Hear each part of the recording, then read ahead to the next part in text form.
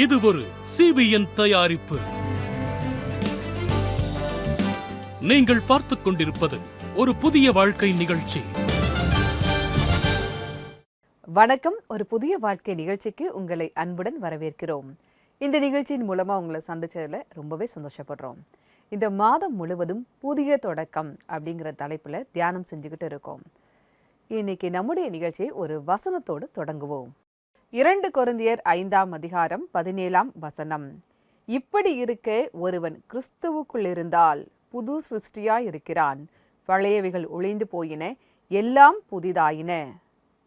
இந்த வசனத்தில் நம்ம பார்க்குறோம், ஒருவன் கிறிஸ்துவுக்குள் இருந்தால் புது சிருஷ்டியாய் இருக்கிறான் அப்படிங்கிறத பார்க்குறோம்.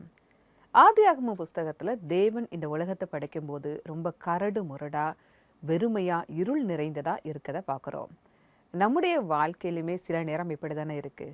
ரொம்ப வெறுமையா, கரடு முரடா, ஒரு இருள் நிறைந்த நிலையில் நம்ம இருக்கிறோம். நமக்கு ஒரு புதிய தொடக்கத்தை தர ஆண்டவராகிய இயேசு கிறிஸ்துவால் மட்டுமே முடியும். இப்போ நம்முடைய நிகழ்ச்சியில் யார் கண்டுபிடிங்க பகுதியை பார்க்க போகிறோம். இதில் உங்களுக்காக ஒரு கேள்வி காத்துக்கிட்டு இருக்கு. அதுவும் குறிப்பாக அவங்களுடைய வாழ்க்கையில் ஒரு புதிய தொடக்கத்தை பெற்றுக்கொண்ட ஒரு நபரை பற்றி தான் இன்றைக்கான கேள்வி இருக்கு. வாங்க பார்ப்போம்.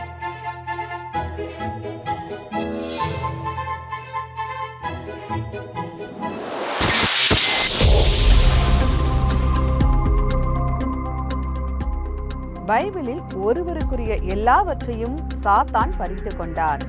அவருடைய உடலிலும் பாதிப்பை ஏற்படுத்தினான். இருந்தாலும் பிறகு தேவன் எல்லாவற்றையும் அவருக்கு 2 மடங்காக திருப்பி தந்தார். அவருடைய பெயர் என்ன? உங்களுக்கான ஆப்ஷன்ஸ்: ஆப்ஷன் ஏ யாக்கோபு, ஆப்ஷன் பி ஆதாம், ஆப்ஷன் சி யோபு, ஆப்ஷன் டி யோவான். இந்த கேள்விக்கான பதில் உங்களுக்கு தெரிந்திருந்தால் நீங்கள் எங்களுக்கு வாட்ஸ்அப்பில் அனுப்பலாம். எங்களுடைய நம்பர் 9910401010.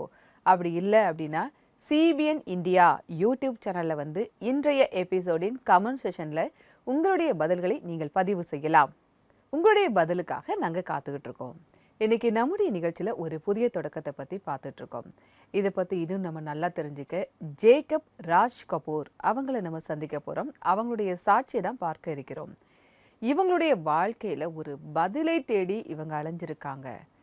ஆனால் ஒரு கட்டத்தில் அதற்கான பதில் இவங்களுக்கு தெரிந்த போது இவங்களுடைய வாழ்க்கை எப்படி மாறியது அப்படிங்கிறத அவங்க சொல்கிறாங்க. வாங்க பார்க்கலாம். சென்னையை சேர்ந்தவரான ஜேக்கப் ராஜ் கபூர் படிக்கும் நாட்களிலேயே தன்னுடைய கிறிஸ்தவ நண்பர்கள் மூலமாக இயேசு கிறிஸ்துவை பற்றி தெரிந்து கொண்டார்.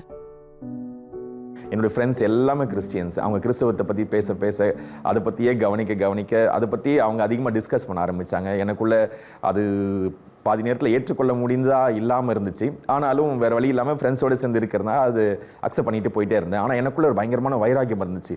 என்னுடைய மத பின்னணி பிரகாரமாக இவங்க ஒரு மனுஷனை வணங்கிட்டே இருக்கிற மாதிரி தெரியுது அப்படின்னு சொல்லி நான் எனக்குள்ளே ஓடிட்டே தான் இருந்துச்சு.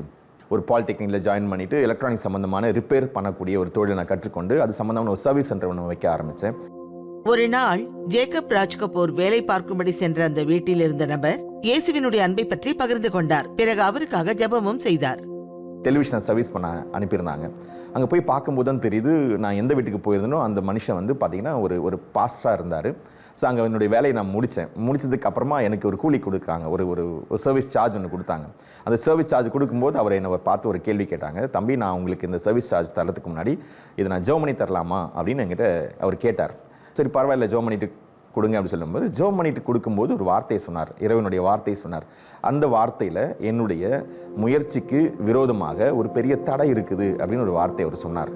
அந்த பாஸ்டருடைய ஜெபத்திற்கு பிறகு ராஜ் கபூருக்கு நடைபெற வேண்டியிருந்த திருமணம் உடனே நின்று போனது. அதன் காரணமாக ராஜ் கபூர் மனமுடைந்து போனார். ஒரு குறிப்பிட்ட நாள் நியமிச்சிருந்தேன். அன்னிலிருந்து ஒரு 40வது நாளில் எனக்கு அந்த திருமணம் நடக்கிறதா இருந்துச்சு. அந்த திருமணத்தை நான் அதிதீவிரமாக செயல்பட்டதுனால இது எனக்கு தடை பண்ண யாராலையுமே முடியாது. அப்படி ஒரு சூழ்நிலை நான் இருந்தேன். ஸோ அதே போல் அந்த இடத்துல போய் நிற்கும்போது தான் தெரிகிறது அந்த திருமணம் அன்றைக்கு தடைப்பட்டுடுச்சு. அன்றைக்கி எந்த செஞ்சாலும் அந்த திருமணம் அன்றைக்கி நடக்கவே நடக்காது அப்படின்ற ஒரு மோசமான ஒரு சூழ்நிலையை நான் ஃபேஸ் பண்ணேன். உடைந்து போன அந்த நிலையில் ராஜ் கபூர் நேரே சர்ச்சுக்கு சென்றார். சர்ச் கம்ப்ளீட்டாக க்ளோஸ்டு சர்ச். நான் தான் ஓப்பன் பண்ணி உள்ளே போகிறேன். அடுத்து நான் கவனித்து பார்த்தேன், எனக்கு ஏன் இது நடந்துச்சு, எனக்கு ஏன் இது தடை வந்துச்சு அப்படின்னு ஒரு கேள்வி நான் மறுபடியும் கேட்டேன். சத்தமாக தான் கேட்டேன். சத்தமாக கேட்டு மறுபடியும் அங்கேயே வசனத்தை வாசித்து பார்க்குறேன். ஏசாயால 48ஆம் அதிகாரத்தில் 10ஆம் வசனத்தில், உன்னை புடமிட்டேன் வெள்ளியை போலல்ல, உபத்திரவத்தின் குகையில் உன்னை தெரிந்து கொண்டேன், என் நிமித்தமே அப்படி செய்வேன், என்னுடைய நாமத்துடைய மகிமையை நான் வேறொருவனுக்கு கொடேன் அப்படின்னு ஒரு வசனத்தை நான் வாசித்தேன். அப்போது எனக்கு பல கேள்விக்கு அங்கே தான் பதில் வந்துச்சு. என்னை உடைச்சிருக்கிறாரு, என்னை அடிச்சிருக்கிறாரு. அதுவும் பார்த்திங்கன்னா ஒரு வெள்ளியையும் தங்கத்தையும் எப்படி சரி செய்வாங்களோ அது போல் என் பிரச்சனையிலேருந்தே என்னை நொறுக்கி உடைச்சிட்டு அதை கொடுக்காமல் எடுத்துகிட்டு அது மூலியமாக எனக்கு எதையும் சொல்லித்தர போகிறேன்னு சொன்னாரேன்னு சொல்லும்போது மறுபடியும் அதே வசனத்தை வாசிக்க ஆரம்பித்தேன். அதுதான் புரிஞ்சிச்சு. ராஜ் கபூர் இயேசு கிறிஸ்துவினுடைய அன்பை குறித்து இன்னும் அதிகமாக தெரிந்து கொள்ள விரும்பினார்.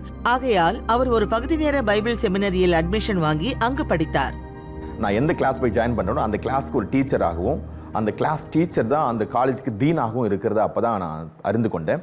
அவர் டீன் அவருடைய ஆஃபீஸில் போய் அவரை சந்திக்கலான்னு போகும்போது அவரை சந்திக்கும் போது எனக்கு மிகப்பெரிய ஒரு சந்தோஷம். என்னென்னு கேட்டிங்கன்னா, எனக்கு ஜெபிக்க வேண்டும் அப்படின்னு சொல்லி ஒரு 1993ஆம் ஆண்டு ஒருவர் அவருடைய டிவி சர்வீஸை பண்ணதுனால அந்த சர்வீஸ் சார்ஜ் கொடுத்து ஜெபம் பண்ண இருப்பாருங்க. இந்த திருமணம் நடக்காது, இந்த திருமணத்துக்குள்ளே பெரிய தடை வருது அப்படின்னு ஒரு எச்சரிப்பின் சத்தமாக அவர் பேசினா இருப்பாருங்க.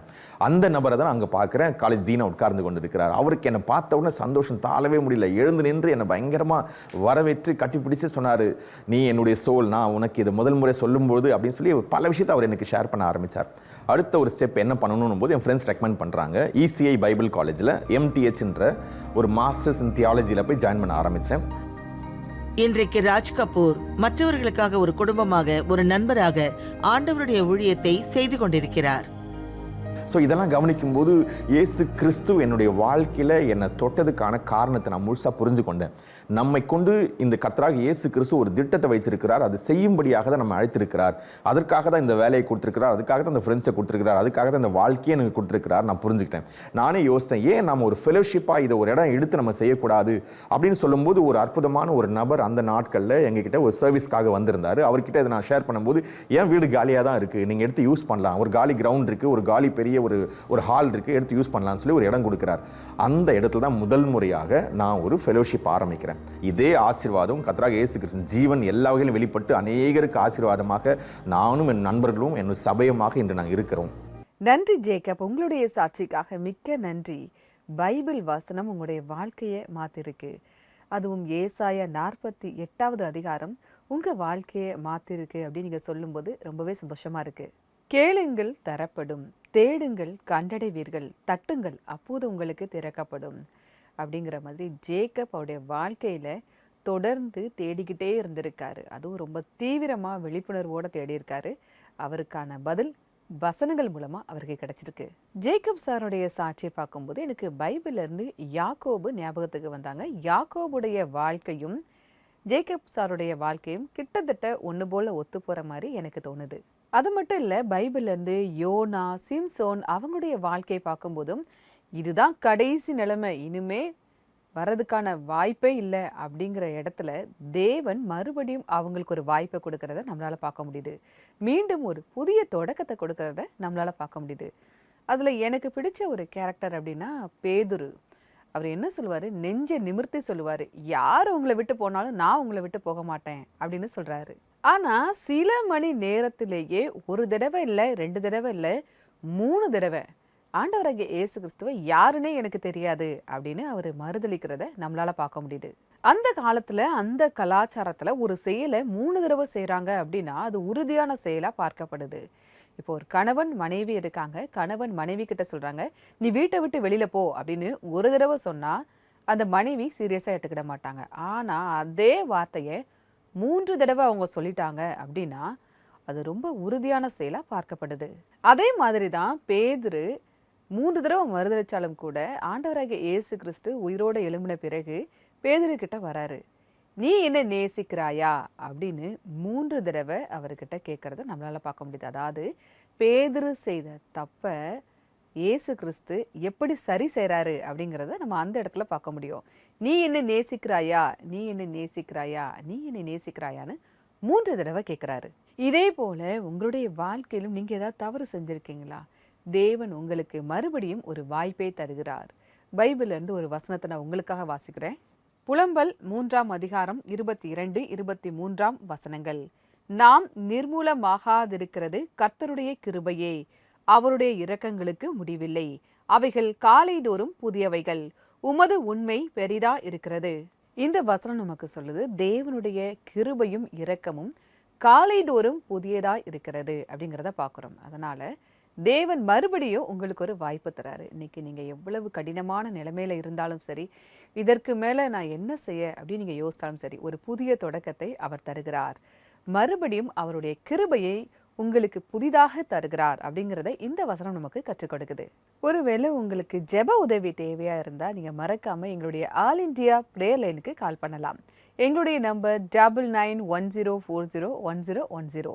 இந்த நம்பருக்கு நீங்க வாட்ஸ்அப்பும் அனுப்பலாம், மெசேஜும் அனுப்பலாம், ஃபோன் காலும் பண்ணலாம். உங்களுக்காக ஜெபிக்க நாங்கள் தயாராக காத்துக்கிட்டு இருக்கோம். தொடர்ந்து நம்முடைய நிகழ்ச்சியில் இப்போது வருவது ஒரு சிறிய இடைவேளை. இடைவேளைக்கு பிறகு ரெவரண்ட் ஜஸ்டின் அவங்களை சந்திக்க போகிறோம். இடைவேளைக்கு பிறகு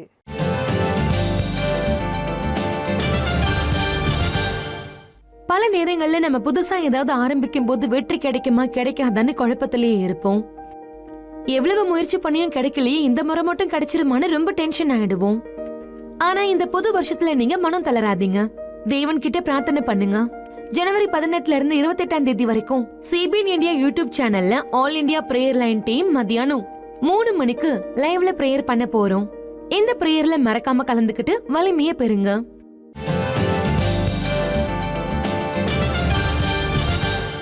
வெல்கம் பேக் டு ஒரு புதிய வாழ்க்கை. நம்முடைய கடினமான சூழ்நிலையில் தேவன் நமக்கு ஒரு புதிய தொடக்கத்தை தருகிறார் அப்படிங்கிறத பார்த்துட்டு இருக்கோம். அது ஆண்களாக இருந்தாலும் சரி, பெண்களாக இருந்தாலும் சரி, எப்பேற்பட்ட நிலையில் இருந்தாலும் தேவன் நமக்கு மறுபடியும் ஒரு வாய்ப்பை தருகிறார். பைபிள்லுமே நம்ம மகதலேனா மரியாள் அவங்கள பார்க்குறோம். இவங்களுக்கு நிறைய அசுத்த ஆவிகள் இருந்திருக்கு. அந்த நேரத்தில் யார் அவங்களுக்கு உதவி செஞ்சிருக்கா? இயேசு தான் உதவி செய்கிறாரு. மறுபடியும் ஒரு வாய்ப்பை தருகிறார், ஒரு புதிய தொடக்கத்தை தருகிறார் அப்படிங்கிறத பார்க்க முடியுது. அதே தேவன் இன்று நமக்கும் ஒரு புதிய தொடக்கத்தை தருகிறார். இதை பற்றி இன்னும் நம்ம தொடர்ந்து பார்ப்போம். இப்போ நம்ம ரெவரண்ட் ஜஸ்டின் அவங்கள சந்திக்க போகிறோம். இவங்க ஹரியானாவில் இருக்கக்கூடிய சிஎன்ஐ கிரைஸ்ட் சர்ச்சுடைய ரெவரண்டாக இங்கே இருக்காங்க. வாங்க அவங்கள சந்தித்து அவங்களுடைய அனுபவங்களை தெரிந்து கொள்ளுவோம். போஸ்ட் கிராஜுவேஷன் நான் படிச்சிருக்கேன். அதோட ஆட்டோமேட்டிக்ஸ் ட்ரைனிங்கும் நான் பண்ணியிருக்கேன். அதுக்கு பிறகு நான் மெடிக்கல் லைனில் இருந்தேன். 2000ஆவது வருஷத்தில் என்னோட அப்பாவை ஆண்டவர் தன்கிட்ட அழைச்சிக்கிட்டாரு. அதுக்கு பிறகு என்னோட வாழ்க்கை ரொம்ப வித்தியாசமாக இருந்துச்சு. அந்த நேரம் எங்களுக்கு பாஸ்டராக இருந்தது ரெவரண்ட் சந்தோஷ் பாண்டே. அவங்க தான் என்ன நீ இந்த வேலைக்கு வான்னு சொல்லி ஊக்கப்படுத்தினாங்க. அதோட சேர்த்து நீ தேவனோட ஊழியத்துக்கு ஒன்று அர்ப்பணிக்கணும்னு சொன்னாங்க.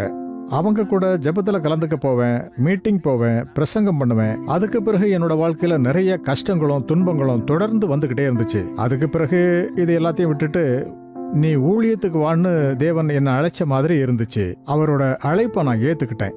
அந்த சமயத்தில் எனக்கு இருக்கிறதுலையே பெரிய பிரச்சனை பணப்பிரச்சனையாக தான் இருந்துச்சு. ஊழியம்ங்கிற இந்த பாதையில் திரும்பி பார்க்கறதுக்கான எந்த நோக்கமும் இருக்கக்கூடாதுன்னு நான் பைபிள் வாசித்தேன். என் மனைவியோட சைட்ல இருந்து எனக்கு ரொம்ப சப்போர்ட் கிடைச்சிது. 2003 இருந்து 2007 வரைக்கும் நான் அலகாபாத் பைபிள் செமினாரியில் இருந்தேன். என்னோட ஊழியம் ஹைகோர்ட் பின்னாடி இருந்துச்சு.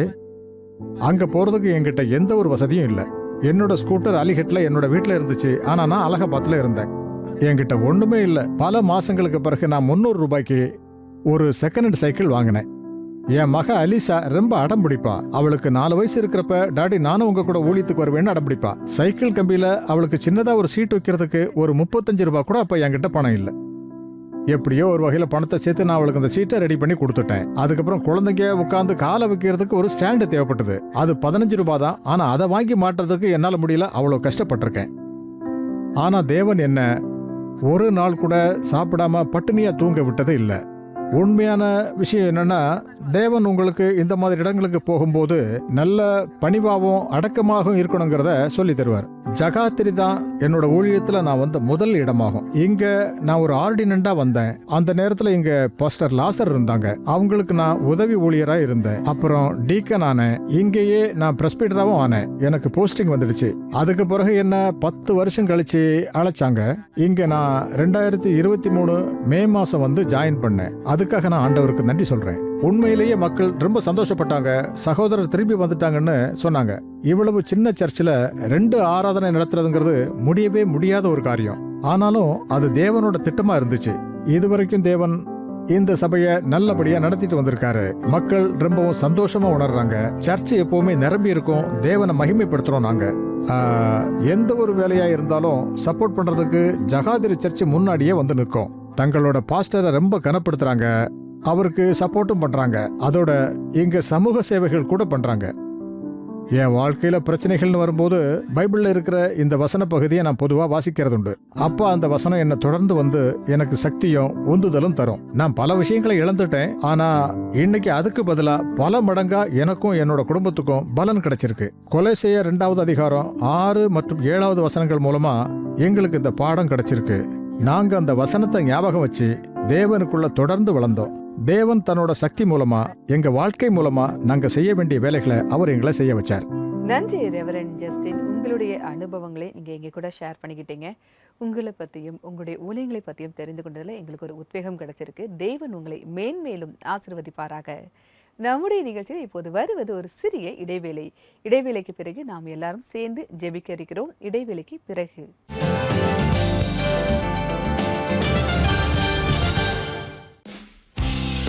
Raaga CNI church, Farrukhabad, Uttar Pradesh.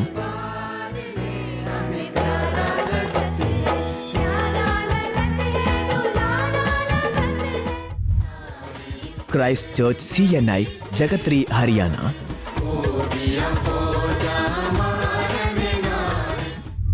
Christ church, Jodhpur, Rajasthan.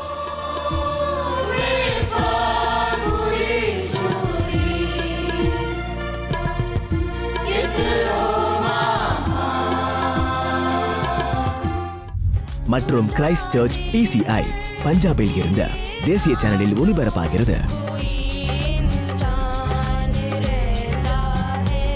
இந்த புதிய வருடத்தில் இந்த புது பாடல்களின் சத்தம் ஒரு புதிய வாழ்க்கை மற்றும் CBN இந்தியா யூடியூபில் மட்டுமே கேளுங்கள். உள்நாடு மற்றும் வெளிநாடுகளில் இருந்த பாடல்களை பார்ப்பதற்காக CBN இந்தியா சேனலை சப்ஸ்கிரைப் செய்யுங்கள். மேலும் நீங்களும் இந்த சேவையில் எங்களுக்கு உதவி செய்ய விரும்பினால் give to CBN.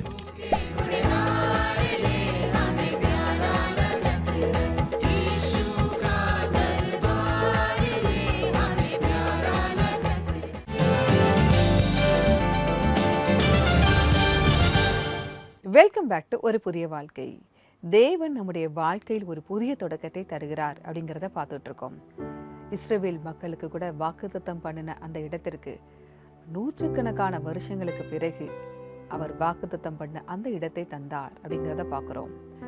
நோவாக்கும் கூட இந்த புதிய உலகத்தை, ஒரு புதிய தொடக்கத்தை அவர் மூலமாக தரதை நம்மளால பார்க்க முடியுது. இன்னைக்கு அதே தேவன் நம்முடைய வாழ்க்கையிலும் ஒரு புதிய தொடக்கத்தை தருகிறார். இப்போ நான் உங்களுக்காக ஜெபிக்க போறேன். நீங்க என் கூட சேர்ந்து ஜெபிக்கலாம். அன்பின் பரலோக பிதாவே, நன்றியோடு துதிக்கிறோம் அப்பா. இந்த நேரத்தில் உம்மை நோக்கி ஜெபித்து கொண்டிருக்கிற ஒவ்வொருவரையும் பாரும் கர்த்தாவே.